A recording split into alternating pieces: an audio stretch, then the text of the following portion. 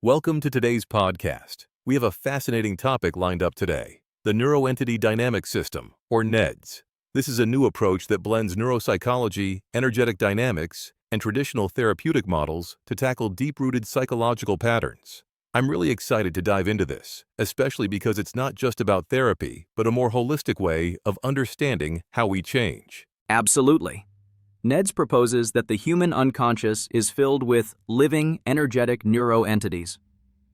These are not living in the biological sense, but act autonomously within the mind, shaping our thoughts, emotions, and behaviors without our conscious awareness. It's definitely a groundbreaking concept. But before we get into the specifics of how NEDS works, let's touch on the historical context a bit. Right, because NEDS didn't just pop up out of nowhere. It's a product of the growing trend toward integrative and multidisciplinary approaches in therapy. If we look at the evolution of psychotherapy, it started with psychoanalysis, which focused heavily on the unconscious, then moved through behaviorism, cognitive behavioral therapy, and now we're seeing more body-oriented and energetic methods. Yes, exactly. I think what's most exciting about NEDS is that it builds on these earlier models but expands them. For example, while CBT focuses on cognitive and behavioral change, NEDS acknowledges that some issues can't be tackled just at the conscious level because they're deeply embedded in the unconscious, acting like energetic forces that influence us from the inside out. It's almost like a new layer on top of what we already know about mental health. Instead of simply understanding and managing symptoms, NEDS seeks to identify, release, and transform these neuroentities, those ingrained patterns that perpetuate negative emotions and behaviors. But I think it's important to emphasize that NEDS doesn't reject the importance of the mind or emotions, right? It just adds another dimension, energy. Exactly. And this is where it gets really interesting. The idea of energetic neuroentities suggests that these patterns are not only psychological, but also energetic. It's like when we have a negative emotion, it's not just a thought process, but also something that might be energetically charged within us. And that's why some patterns, like fears or anxieties, persist even when we know logically they're irrational. That's a really good point. And in NEDS, these energetic neuroentities are not just about the cognitive or emotional experiences we have, but how those experiences manifest as energy within our systems. The brain's neuroplasticity, which is the brain's ability to change itself, ties into this, right? Yes, exactly. The idea is that if neural pathways can be reinforced through repetition, like when we keep reacting to a fear with anxiety, then we can also change these pathways by consciously intervening. NEDS takes advantage of that idea, working not just with thoughts, but with the energetic imprint of these experiences. It's kind of like rewiring the brain's circuits, but also working with the body's energetic flow. I love that. So in practical terms, the process in NEDS involves identifying these neuroentities first, right? It's like shining a light on the hidden patterns that influence us. Once we can recognize them, we then move into releasing them, which allows us to create new, healthier patterns. That's right. And that's the power of awareness.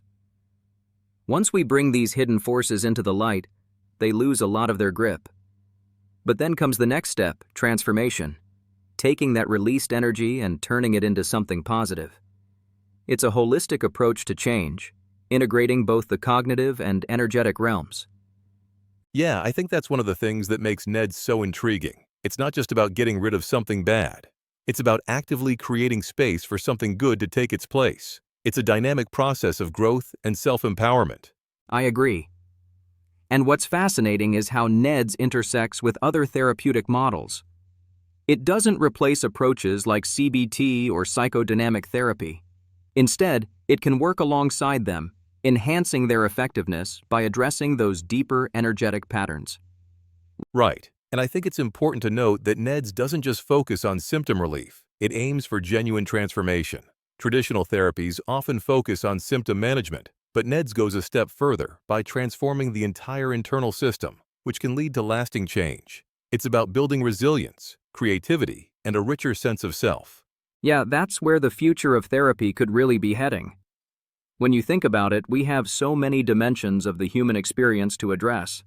Our thoughts, emotions, bodies, and now, potentially, our energy.